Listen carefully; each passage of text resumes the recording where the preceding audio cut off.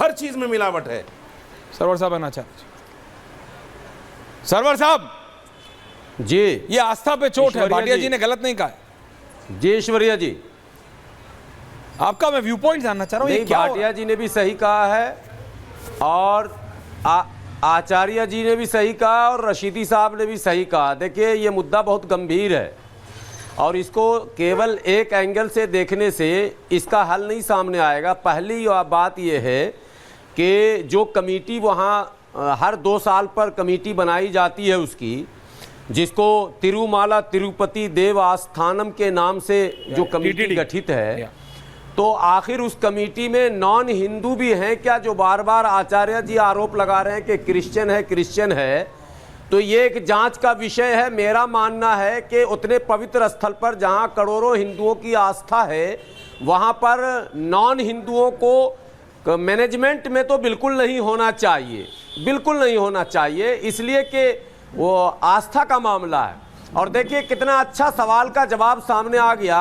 पिछले 1-2 महीने से वक्फ पर बड़े डिबेट हो रहे हैं और वक्फ पे जो 40 संशोधन है उसमें एक ये भी है कि वक्फ के मैनेजमेंट में नॉन मुस्लिम होंगे क्या, और मुस्लिम संगठनों का कहना है कि नहीं, नॉन मुस्लिम नहीं होने चाहिए। तो अब तो क्लियर हो गया कि भाई जो हिंदू आस्था का केंद्र है वहां नॉन हिंदू ना हो, जो मुस्लिम आस्था का केंद्र है वहां नॉन मुस्लिम ना हो, जो ईसाइयों का मामला वहां नॉन ईसाई ना हो, और जो क्या कहते हैं सिखों का मामला वहां नॉन सिख ना हो। जैसे गुरुद्वारा प्रबंधक कमेटी, वहां नॉन सिखों का क्या काम है भाई, वो सिख का आस्था का मामला है।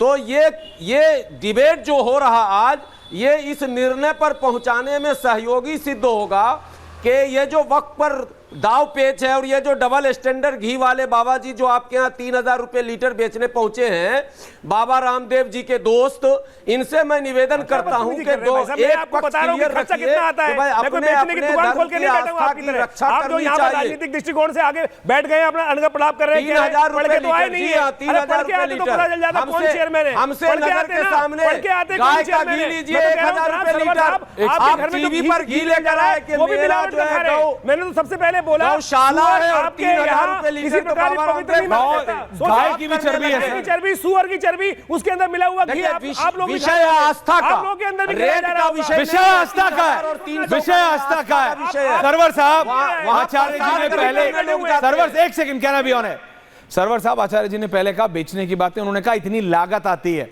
मैं अपने घर वालों के लिए निकालता हूं, इतनी लागत आती है। तो कोई अगर इसका 1/3 में बेच रहा है तो ये समझ जाइए कि मिलावट वाला है। कोई कितना भी बड़ा ब्रांड क्या ना हो, किसी ब्रांड का नाम नहीं लिया मुझे किस चीज में। और मैं कह रहा हूं शिवम जी, नहीं रशीदी जी, अभी आप सड़क के गड्ढों पे जाएंगे, शिवम जी, संजय मिश्रा जी, अनुराग भदौरिया जी, 3000 की लागत। अरे भैया 3000 की लागत नहीं आती है तो आप बता दीजिएगा कौन सी लागत आती है, अभी लागत पे बात कर लेंगे। Can I have the politicians now, can I have the politicians now.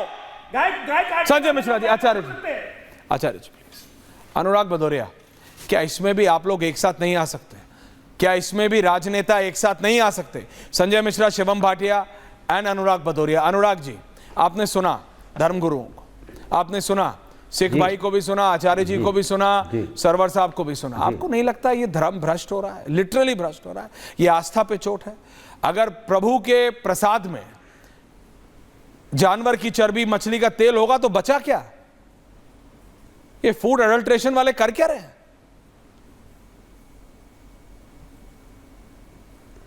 मैं आपकी बात से पूरी तरह सहमत हूं। आपने कहा कि इसके धर्म के नाम पे, आस्था के नाम पे तो कम से कम सबको एक होना चाहिए। बिल्कुल, मैं तो आके आपके सामने बैठा हूं, बट बीजेपी नहीं आई। हम तो आइए, शिवम भाटिया कौन, शिवम त्यागी कौन है? अरे शिवम त्यागी कौन है? बीजेपी के ऑफिशियल प्रवक्ता हैं अनुराग जी, शिवम त्यागी हैं, शिवम त्यागी बैठे हैं, पूछिए। बात है, अरे भाई कैमरा मेरे सामने, अरे अच्छी बात है, मेरे पास टीवी नहीं इसलिए मैंने कहा। आपने नाम नहीं लिया तो मैं कैसे पता चलता? अच्छी बात आए हैं, सबसे पहले बोले आप लेट आए। देखिए सरकार केंद्र में 10 साल से भारतीय जनता पार्टी की सरकार है, और जिस सरकार की आप बात कर रहे हैं आंध्रा में, वहाँ पे जगन मोहन रेड्डी लगातार 10 साल से 5 साल से वो भारतीय जनता पार्टी की सरकार को सपोर्ट कर रहे हैं। हर बिल पे उन्होंने इनको वोट किया, बात तो सही है। वक्त मुसीबत में उनके साथ खड़े रहे। तो ये सरकार ने उस समय सुनिए ना, ये सरकार ने उस समय क्यों नहीं कार्रवाई की, क्यों नहीं इंक्वायरी की? ये जो समाज के अंदर में जो फूड इंस्पेक्टर होते हैं या जो डिपार्टमेंट होता है, मंदिर का डिपार्टमेंट हो, ट्रस्ट का जो लोग होंगे, ये तो उनकी बड़ी जिम्मेदारी बनती थी ना कि जो खरीदा जा रहा है, जो प्रसाद में मिलाया जा रहा है, वो क्या है, ये जिम्मेदारी किसकी थी? वहाँ पे जो उसमें जो ट्रस्ट है, जो ट्रस्ट में लोग हैं, जो वहाँ चेयरमैन होता है, वाइस चेयरमैन होता है, जो वहाँ पे जो अधिकारी बने होते हैं, उनकी जिम्मेदारी थी। वो अपनी जिम्मेदारी में फेल हुए। जब वो अपनी जिम्मेदारी में फेल हुए हैं तो ये आज सरकार क्यों जगी? इतने दिन तक हमारी आस्था के साथ खिलवाड़ होता रहा, इतने दिनों तक, और उस सरकार के साथ भारतीय जनता पार्टी की सरकार सपोर्ट में रही। ये इंक्वायरी तो तब भी होनी चाहिए थी ना, क्यों नहीं उस समय चंद्रबाबू नायडू जी ने चिट्ठी लिखी थी, कितने दिन पहले लिखी थी सोचिए आप। जब नायडू जी ने चिट्ठी लिखी थी, उस चिट्ठी पे कार्रवाई क्यों नहीं हुई थी, मैं पूछना चाह रहा हूं। उसी समय कार्रवाई हो जानी चाहिए थी, तो मेरे इतने दिन तक हमारी जो आस्था है उस पर आघात तो नहीं होता। भाई हम प्रसाद लेते हैं, उसको माथे पे लगाते हैं। प्रसाद हमारे लिए माने एकदम कहते हैं ना, अमृत होता है भगवान का, और उसको माथे में लगा के कैसे समेट को कितने हम हजारों मील दूर ले जाते हैं उसको, और अपने रिश्तेदारों में बांटते हैं कि हम प्रसाद लेके आए हैं। लेकिन उस प्रसाद में अगर ये व्यवस्थाएं हैं, इस तरह की चीजें अगर उसमें हैं, तो आप समझ सकते हैं कि ये कितना बड़ा हमारे आस्था पे आघात है। तो क्या जिम्मेदारी क्या केंद्र सरकार, राज्य सरकार की नहीं होनी चाहिए थी? आज इतने सालों बाद याद आया, उसके पहले कहां थे? इसके मतलब मेरा सीधा सा आरोप है कि कौन लोग हैं इसमें शामिल हैं, और सरकार इतने दिन बाद क्यों जगी, जब उन्होंने सवाल पहले उठा। बीजेपी जवाब दिया, हमारे जो बीजेपी जवाब दिया। You are a pro Hindu party, I am not saying you are anti, you are anti any religion. There is a difference between being pro someone and anti someone. You are a pro Hindu party, और इसमें कोई clarity रखनी चाहिए, आपकी clarity है। आप मुझे बताइए, तिरुपति के प्रसाद में जानवरों की चर्बी मिल रही है, मछली का तेल मिल रहा है, बीजेपी को क्या मतलब? आप बताइए शिवम जी, जनता को आपसे उम्मीद थी, आपसे उम्मीद है आप एक्ट करेंगे, कल्प्रिट्स पकड़े जाएंगे, कितनों की आस्था पे चोट, कितनों का धर्म भ्रष्ट हो गया होगा। ऐश्वर्या जी, मैं कहता हूं कि अभी जो अनुराग भदौरिया कह रहे थे कि उनको मैं दिख नहीं रहा, मैं मानता हूं उनको कैमरा उनके सामने नहीं होगा, लेकिन उनकी आंखें तो हैं। ये जो बार बार प्रसाद प्रसाद प्रसाद की बात कर रहे हैं, जड़ इसी तरह के लोग हैं, इसी तरह की पार्टियां हैं। कुंभ मेले का अध्यक्ष आजम खां को बनाने वाले यही लोग हैं। इन्होंने थोड़ी जाके मिला दिया। नहीं, जिस प्रसाद को हम ले जाकर आंखों पर लगाते हैं, उस प्रसाद को पैक ही आजम खां करते थे।